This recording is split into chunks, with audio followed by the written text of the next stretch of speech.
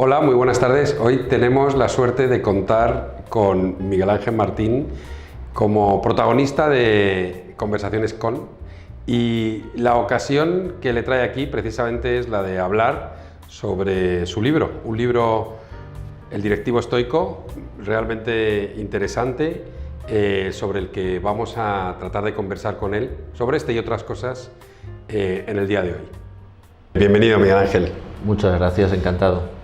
Y yo te quiero hacer una pregunta, y es: ¿qué lleva a un alto funcionario a escribir un libro, y a escribir un libro como este?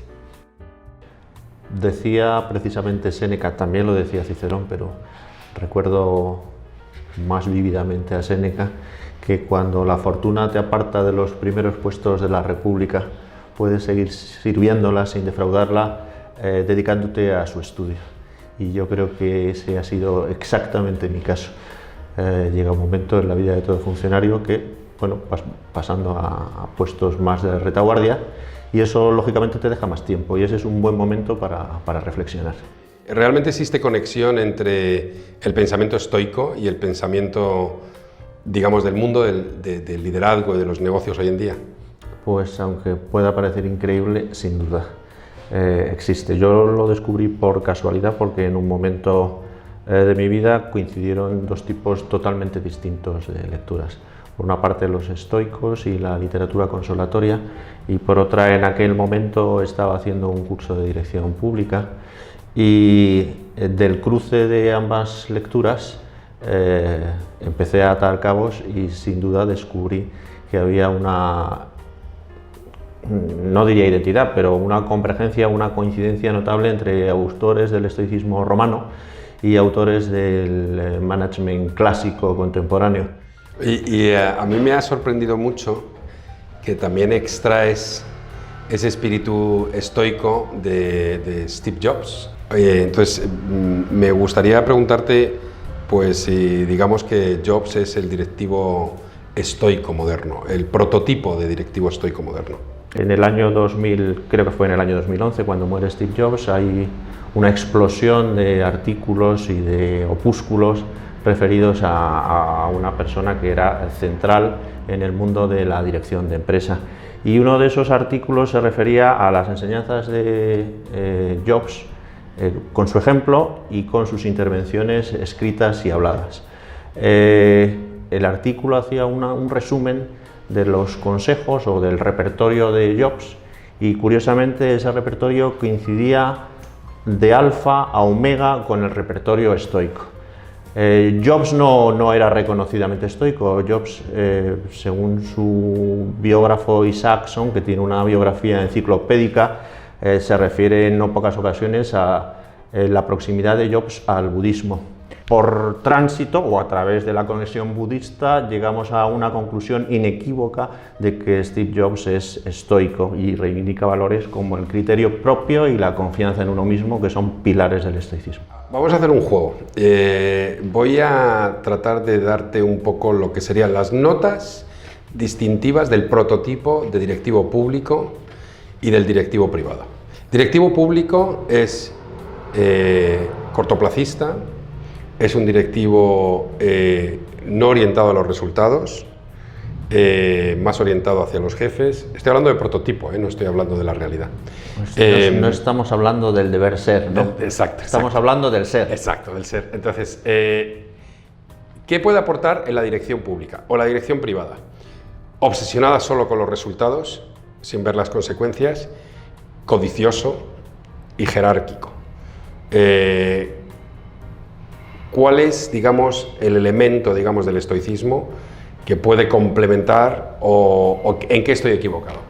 En realidad las competencias de las que se habla en el libro sirven para público y privado. Efectivamente, el directivo público puede estar más condicionado por los resultados a corto plazo, porque su actividad está muy condicionada por el proceso político. En el caso de la empresa no es el proceso político el inconveniente. Te has referido a la codicia. Hombre, obviamente las empresas están para ganar dinero y para tener resultados. El directivo público está constreñido por el proceso político, el directivo privado está constreñido por el beneficio, y a ambos les viene muy bien la sensatez, la reflexión, la serenidad y la paciencia estoica. Me gustaría, ya en la realidad, digamos, hablar de las 4 competencias, muy brevemente, ¿no? Las 4 competencias de las que tú hablas, ¿no? Pensar en términos estratégicos. O sea, cuando hablamos de pensar en términos estratégicos, ¿de qué estamos hablando?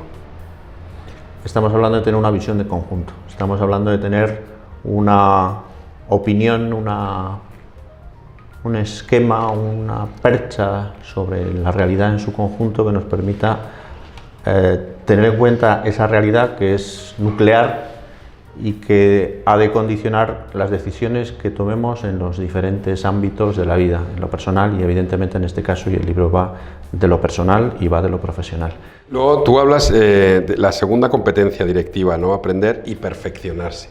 Aprender y perfeccionarse es solo estudiar, es capacitarse o es también comprenderse, ¿no? Y comprender el entorno. O sea, es algo técnico. ¿Es algo más interior o es todo? Es todo. Empieza por aprenderse a uno mismo, es decir, a conocerse, a conocer tus limitaciones y saber hasta dónde puedes llegar. Ese es el primer paso, autoconocimiento y reflexión. Y luego también evidentemente es formación, es adquirir la expertise, es no solo el saber cómo hacer, sino que tienes que tener un núcleo de conocimientos poderoso que te ayude en tu contexto, pero para eso hay que estar evidentemente formado. La tercera competencia de la que hablas es motivar y liderar personas, ¿no? En el contexto actual en el que se habla de ausencia de liderazgos o de liderazgos demasiado ostentosos, ¿no? Con pies de barro, ¿tú dirías que hoy en día realmente estamos carentes de liderazgo tanto en el sector público como en el privado? Yo creo que efectivamente ahora hay un liderazgo pobre. Un liderazgo pobre precisamente porque no es un liderazgo humilde. Nadie lo sabe todo. Nadie puede saber todo ni controlar todo. Lo dice Cicerón, lo dice Séneca, lo dicen todos los estoicos.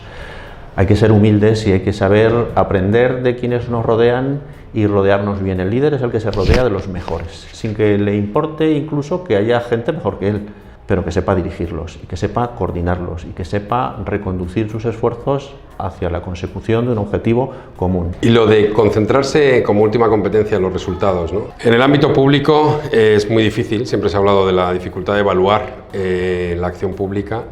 Yo no creo que sea tan difícil, la verdad. Creo que simplemente encontrar una metodología y sacar consecuencias de la consecución de esos resultados, creo que es uno de los grandes debes de la administración pública, en el caso de la dirección pública, ¿no? El que los resultados realmente no se evalúan y en consecuencia pues no hay consecuencias. Y en el ámbito privado, esa orientación a los resultados, ¿de qué estamos hablando? ¿Estamos hablando de la cuenta de resultados o estamos hablando de otro tipo de resultados? Bueno, yo creo que volvemos un poco a la pregunta inicial. En el ámbito de la empresa, la evaluación es la de resultados.